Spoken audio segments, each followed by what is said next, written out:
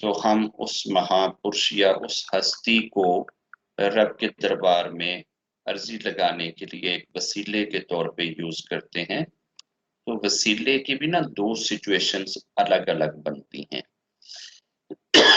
एक किसी महापुरुष का उनके जीवन में एज ए वसीला होना, और एक आफ्टर समाधि। आफ्टर समाधि जो है वो आप उनका नाम लेके रब के दरबार में वास्ता दे सकते हैं। ये बेस्ट तरीका होता है। आप रब के दरबार में अर्जी लगाएं और जो रब के प्यारे इस वर्तमान से गुजर गए हैं उनके नाम का वास्ता देते चले जाएं।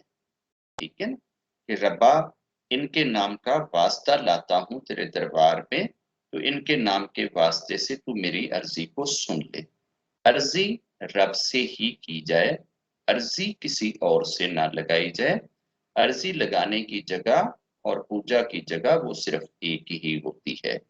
इनके नाम को जब हम वसीले के तौर पे दरमियान में यूज करते हैं तो ये चूंकि रब के प्यारे होते हैं, इसलिए इनके नाम का वसीला रब सुनता है या रब मानता है। ठीक है, और इनके नाम के वसीला देने से रब को हमारे ऊपर रहम आ जाएगा।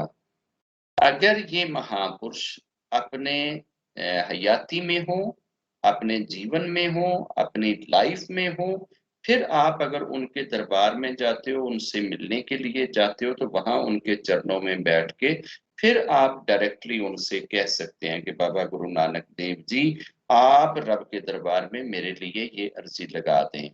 गुरु जी, आप रब के दरबार में मेरी ये अर्जी लगा दें। बाबा बुल्ले शाह, आप रब के दरबार में मेरी ये अर्जी लगा दें। कृष्ण जी, आप रब के दरबार में मेरी ये अर्जी लगा दें। बाबा फरीद, आप रब के दरबार में मेरी ये अर्जी लगाएं।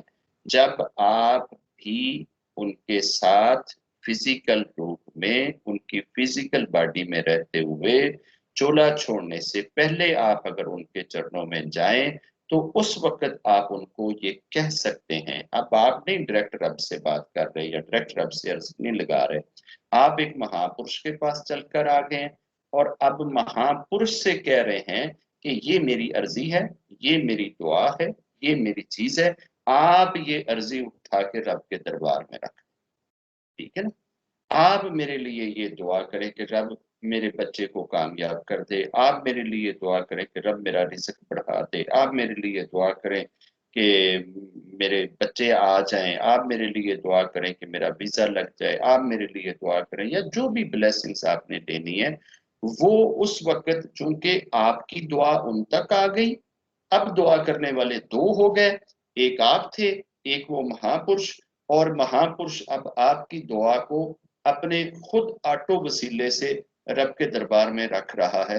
रब्बा मेरा भगत है, तेरे दरबार च आया है। ठीक है ना, ए ओदी अर्जी है ते मैं उसकी अर्जी लेके आ गया कि रब्बा मेरे इस शिष्य नु, मेरे इस भगत नु, मेरे इस बालके नु, मेरे इस बच्चे नु माफ कर दे। ਇਹਦੇ जिन्ने भी ऐब खतावां गुनाह ने रब्बा माफ कर दे, दरगुजर कर दे, एनू अता कर।